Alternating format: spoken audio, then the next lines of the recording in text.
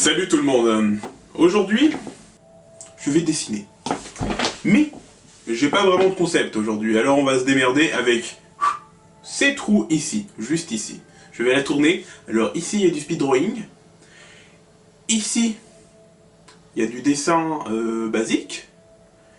Et ici, il y a de l'animation 2D.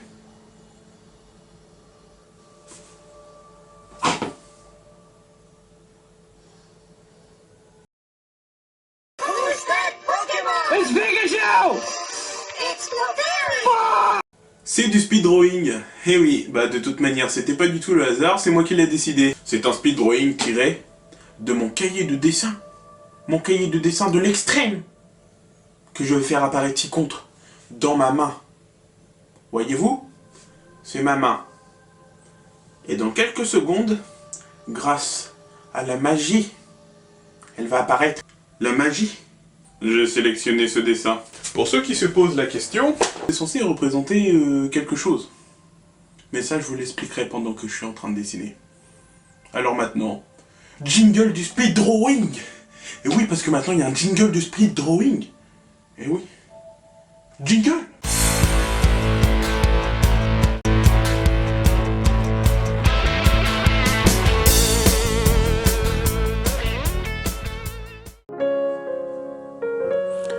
Bon, comme je vous ai promis des petites explications sur ce dessin, je vais tout de suite me mettre au travail.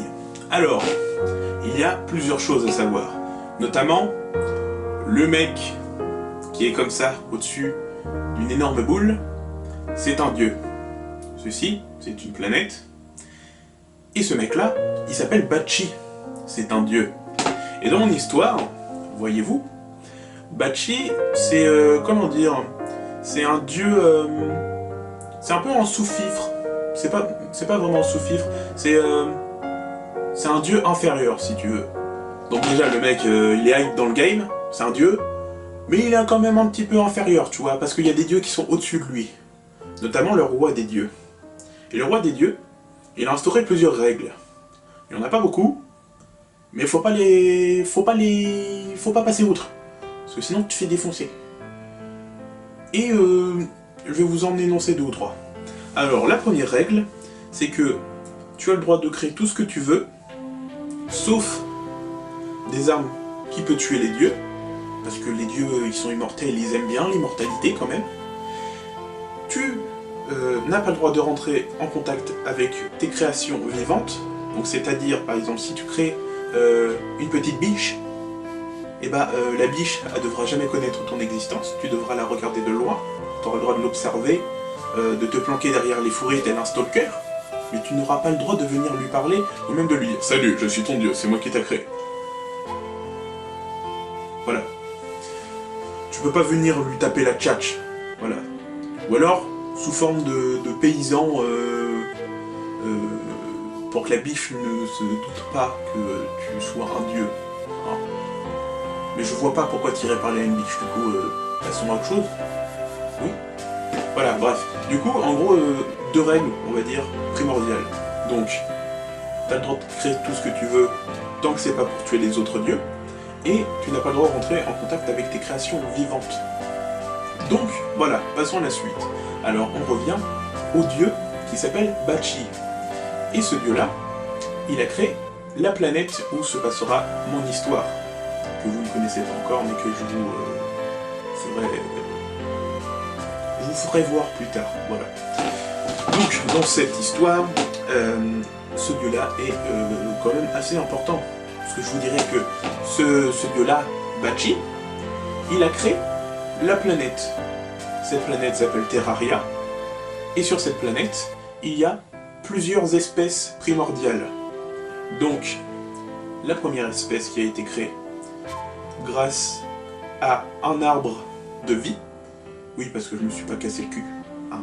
Le dieu, je me suis dit, bon, manière stylée d'implanter la vie, les graines, non, on va pas parler de couilles, du coup, on va parler de graines quand même, parce que je suis un forceur, mais il faut pas que ça parle de couilles, du coup, un arbre, voilà. Donc, en gros, vous imaginez un arbre, voilà, avec plein de branches, et sur chaque branche, il y a une sorte d'œuf, avec une créature dedans.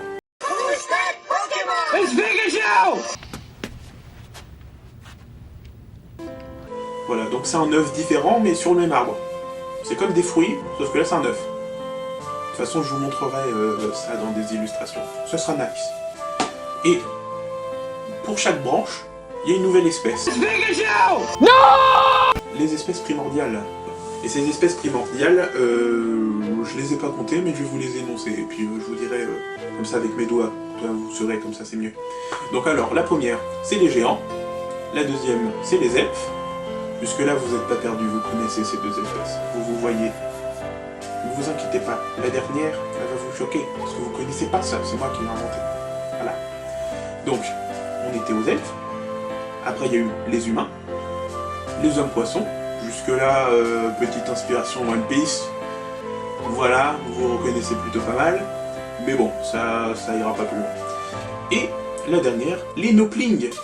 Mais ça, vous connaissez pas ce que c'est. Mais je vais vous montrer, ne vous inquiétez pas. Une fois qu'il a fini de créer toutes ces bestioles via l'arbre de vie, et bah l'arbre de vie, il crée des œufs comme des couilles, des fruits, une petite graine, un petit bourgeon qui commence à pousser, puis au bout d'un moment ça fait un œuf. Puis après l'œuf, dès qu'il a maturité, il tombe au sol, et puis après l'œuf grossit et se transforme en sorte d'embryon, et ça a créé la vie. Et comme ça, il y a une petite bestiole qui est sortie de cet embryon. Et après, elle est allée repeupler le monde. Une fois que l'arbre a fait son œuvre, tout simplement desséché et dépéri. Et une fois que tout ça a été créé, le dieu Bachi n'avait plus qu'à observer ces petites créations. Je ne vous en raconte pas plus, parce que la suite, au prochain numéro.